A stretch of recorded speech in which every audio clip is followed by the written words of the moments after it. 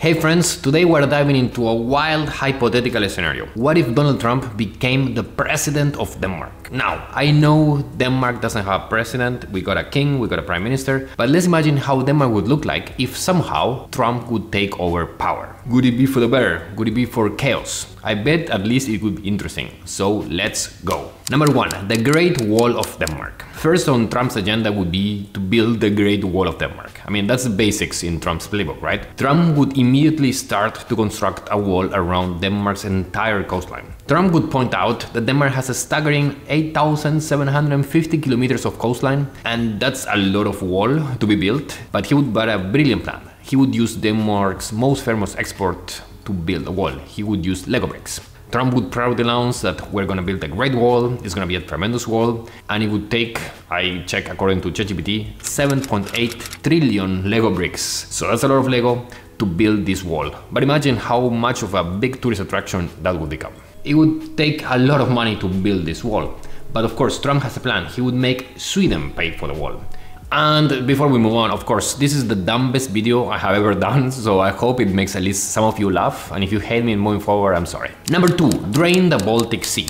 Now, of course, it's not only about building walls. Trump would set sights on the most, or even a more ambitious project, and that would be to draining the entire Baltic Sea, or at least as much as he could from it. Imagine he could turn all this into prime Danish real estate. After all, I mean, Denmark is a tiny country, and I would bet it's too small for Trump's taste. So the expansion to the Baltic, and eventually maybe even to the North Sea, could be a cornerstone of his agenda. I mean, picture this, right? Trump standing at the edge of the Øresund Strait, trying pointing out that the water, and we're just basically saying that we'll drain this, it's gonna be beautiful, it's gonna be the best land, it's gonna be the most tremendous land you have ever seen. And of course, he would promise that the project would create millions and millions of jobs in land reclamation. And of course, he wouldn't talk about the 55 meters of depth of the Baltic Sea and the challenges of building something like this. But again, it would be just a minor detail. Number 3 is the great Scandinavian unification. Because just in case, and to hedge bets, next Trump on Trump's agenda would be to unite all of Scandinavia under Danish leadership. Because why stop at making Denmark great, when you can just make the whole of Scandinavia great as well? First, and obviously, he would then be president not just of Denmark, but of the whole Scandinavia. He would make a new regional capital in Copenhagen, in a Trump Tower probably, and he would make it so that Swedish and Norwegian traditions, languages and peoples would be taken over, but under that,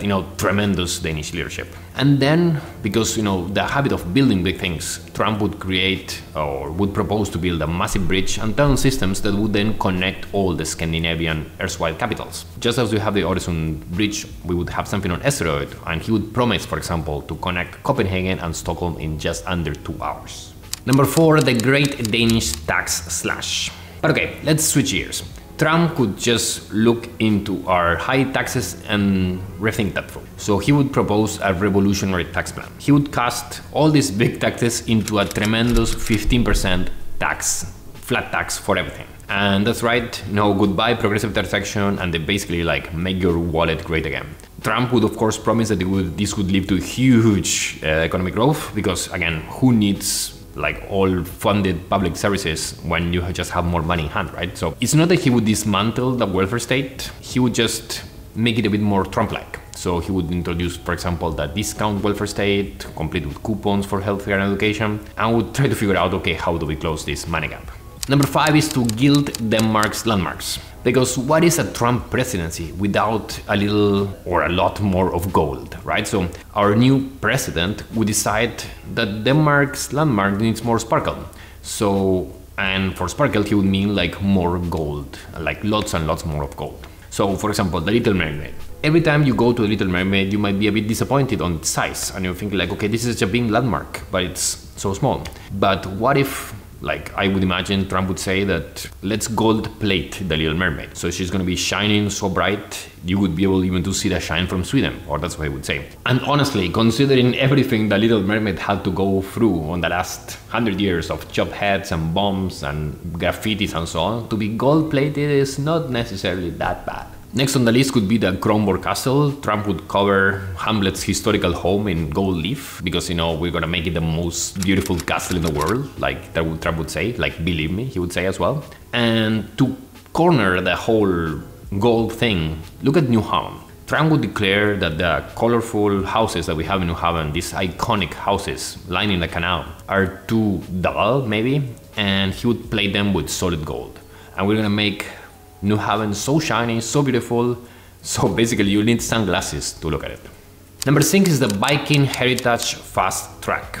And I know I might drive some feathers here, but I mean, let's look into Trump's mind, right? So Trump is a fan of strong historical figures. And at the end of the day, he would decide that it's time for Denmark to fully embrace its Viking roots, you know, these tough people that would just be conquering and pillaging most of the world. So he would go completely overboard with a Viking setup. So if you want a Danish passport, you know, Trump would make it say that, okay, if you have Viking roots, you know, you're in. And he would set up these stations in the borders to make sure that you have some kind of Viking connection. And he's gonna be saying that, yeah, we're gonna have the greatest Vikings. Denmark is gonna be the most Viking country in the world. Like, there's some good things about this, because for instance, like we have this real havnebusse in Copenhagen that go through the canal. And they're nice, they're electric now, but what if they would be themed as Viking longboats? I mean, that would be pretty fun. And of course, Trump would not stop with the longboats and with his testing stations. He would also try to build historical Viking villages across Denmark and then make that into huge tourist attractions as well, for people to come in and really see how Viking life would look like. Last but not least, the mermaid beauty pageant. Trump would end with a combination of two of his favorite things, which are beauty pageants and mermaids. Or at least I would imagine that Trump likes mermaids. Because he would host the first ever mermaid beauty pageant. Because Trump is Trump, he would require all contestants to wear a Make Denmark Great Again sashes, and he would not forget about the traditional mermaid tails.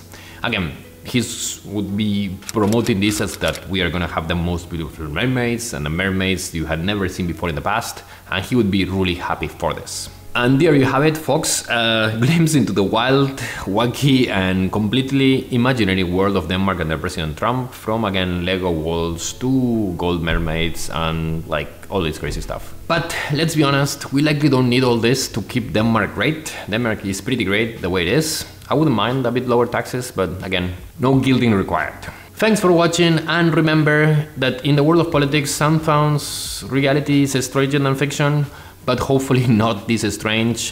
Thank you so much, and see you in the next one. Back to regular programming, hopefully.